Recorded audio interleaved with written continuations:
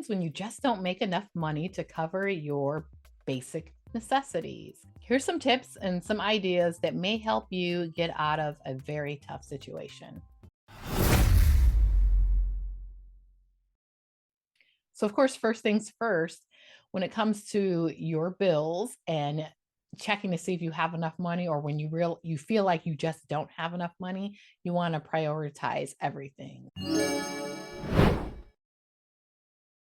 So, level one priority would be your housing expenses, your utilities, your transportation, and then your food. Pile one, cover your four walls. Pile two, everything else. So, that is like other bills like medical bills, credit card bills,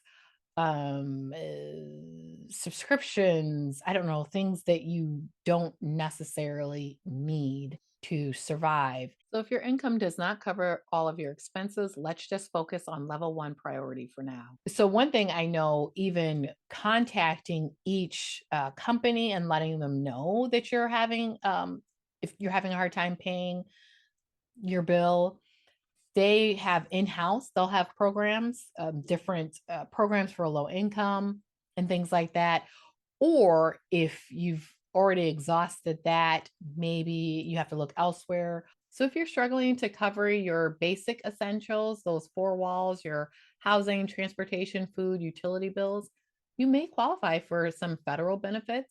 If you go to usa.gov, and then under their drop down menu, you go to government benefits.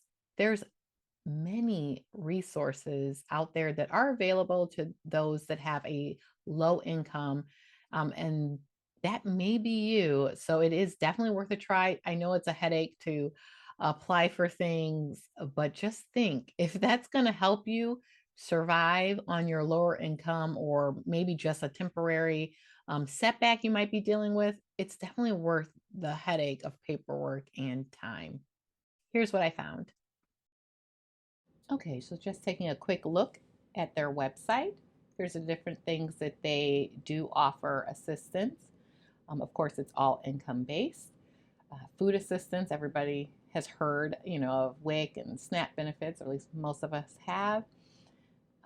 There's also different resources for housing if you need help with your rent.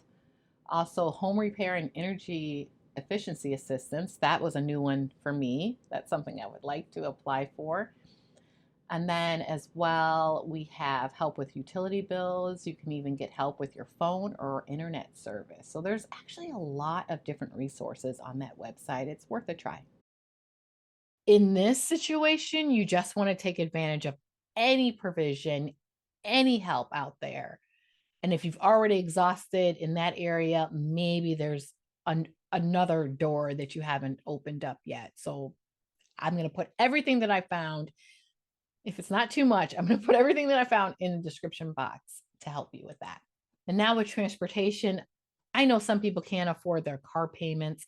I've heard of some really high car payments, especially with the interest rates rising like they were. So sometimes the way out of that is to sell the car. I know not everybody wants to do, but to sell the car and get something cheaper. But if you're upside down in your car, note, I've also heard of that. You could sell the car and then just pay off what is owed, but then that means the remainder money that's owed on it is going to fall down to a different priority two pile. I still have like $4,000 left to pay off because I was underwater. Okay, that totally stinks. But now that whole bill is going to be moved down to priority two because you don't need that to live off of.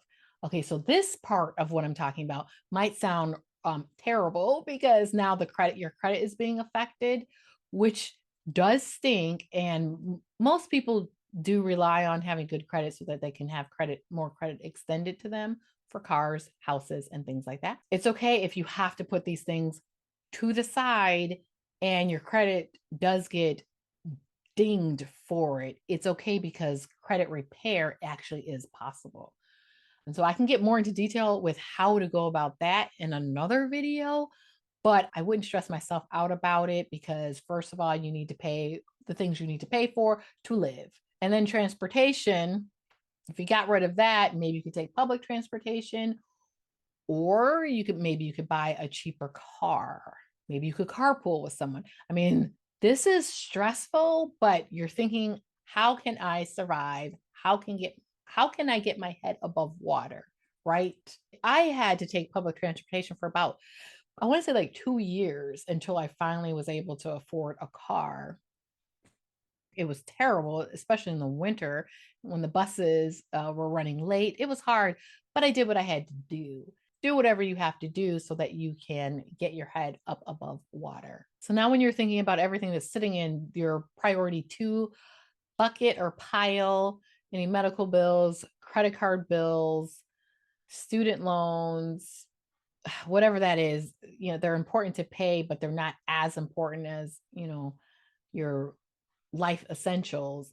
Medical, I know for a fact you can talk to the people. You can know every creditor that you have, you can always contact and let them know your situation. Always, always, always. With medical, that's not even a hard hit on your credit. They are willing to work with you and they're willing to accept whatever you can pay. So if you're trying to avoid going into collections, just talk to them and let them know, hey, this is all I can afford. All I can afford is $5 a week or $20 a month, whatever it is. This is all I can do. Can you please work with me? Because I'm trying. They'll work with you. But let's say you do fall behind like I did and it ends up going into collections. All right, that's not the worst thing. Yes, it stinks. It's sitting on your credit report. But I do know for a fact that when it's time to get a car, they don't look so heavily at the medical bills. They did in my case, and that's only because I hadn't established good credit. All I had was that. So there wasn't anything else for them to look at besides the fact that I was not able to pay this medical bill. So I had to pay that off. But that was some years later where I was able to save up some money, and then I was able to negotiate a payoff amount with the collection agency. I did have to pay a chunky amount all at once just to get it paid off, but it wasn't as much as was originally charged on my credit. So that was good. And that is always last priority, medical bills. So that can just sit on the back burner until you deal with the other things that are more pressing. Credit card, some people can't afford their minimum payments on their credit cards, which is killer. That's when all types of fees come into play. Obviously, this is where your credit is going to take a hit, period. I mean, obviously, if you ignore your credit card bills, your credit's going to take a hit. But when this happened to me, I ended up calling and just closing all my accounts. It didn't take the bills away. Obviously, I still had to pay what was owed. That is always an option. But calling the company, letting them know this is a situation I'm in and I'm not able to cover my minimum payments. What do I do? They may have some resources available.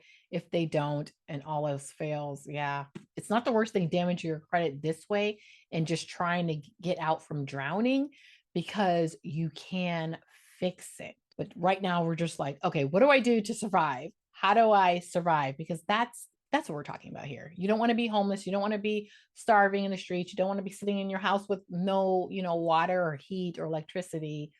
How can I survive? You want to cover these things, of course, but first and foremost, deal what's necessary to live off of first. When you take advantage of all the resources out there to help you with your necessary expenses, your necessary essential living expenses, maybe you have realized that there is an extra $50 or $20, maybe.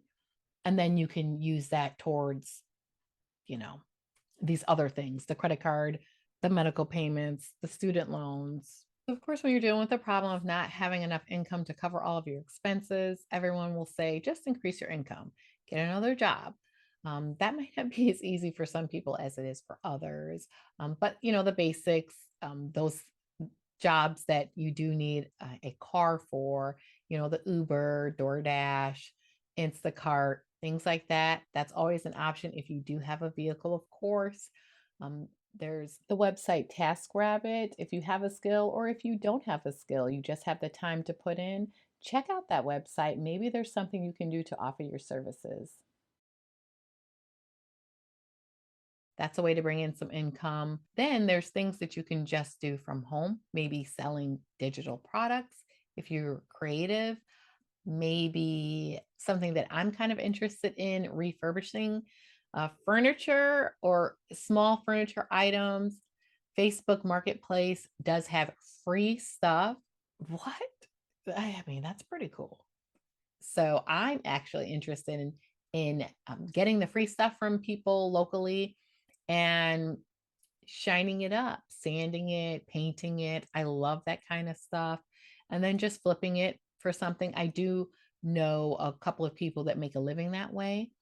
They use things like that, Facebook Marketplace or any place where they can get things for free and then get things for ultra cheap at garage sales or thrift stores, anything like that. And then they just flip it. I'm kind of interested in doing that on a smaller scale. Or you can make a YouTube channel. I know that sounds very intimidating, but if you think about it, if you are struggling to make an income, but you're really trying to budget, you're trying to pay off debt, you're trying to save money, there's so many people out there that are in the same boat with you, and they would be interested in following your journey. This is what happened with me. I wanted to share my journey with others so that I can encourage people that don't have a lot of money, don't have a high income, but they've got a lot of debt, they've got big goals. How do you do it? This is how I'm doing it. People will watch. If you're just, authentic, true to yourself and honest, people are interested in people's journeys. And don't worry about having a lot of channels out there. We don't care. We love the more content, the better. So that's always an option. And if you are considering a YouTube channel, let me know because I want to support you on that as well. Maybe in your house, there is something that you can sell to bring in some measure of income, for that month to help you. It's possible. That's something you could do from your home. How can I bring in a little bit more income throughout the month? I mean, these options are out there. And so, of course, when it comes to cutting your expenses, I've already talked about it in a previous video about different ways to just tighten things up, not using as much of your electricity or your heat, lowering the thermostat or raising the thermostat depending on what season you're in. I'm just trying to adjust to being a little bit uncomfortable to save money in that area. Oh my gosh. So I'm trying to just bundle up and stay warm to save money on my gas bill, but I don't know. This might seem a little extreme, but I don't know. You do what you got to do. Even with the food expenses, there's food pantries that I know most areas, probably all areas, have food pantries, SNAP benefits. It's possible that you could qualify for that. If it's out there, if it's available to you, take advantage of it for sure. And then when it comes to just grocery shopping, outside of couponing and shopping only sales items, which I'm sure everybody knows about that, or shopping at the Dollar Tree, you can also go to buysalvagefood.com. It's a website that's catered to fighting food waste. And on there, it talks about the Flashfood app, which is a really neat app to save money on your regular grocery bill. If you go to the app, it says that you can get massive savings on fresh food items like meat and produce that are nearing their best before date at grocery stores across Canada and the US by using the Flashfood app. Flashfood is currently available in some states, but not all. I'll go ahead and list the states that it's available in currently, but it's worth a shot if you're in one of these states to take advantage of it to save some money on your groceries. And then just a last tip when it comes to talking to your different lenders about whether they can work with you or not because you're facing a hardship. Some lenders aren't as agreeable in that case. Then there is like a government entity that does handle complaints like that if your lender refuses to work with you. And that is the Consumer Financial Protection Bureau.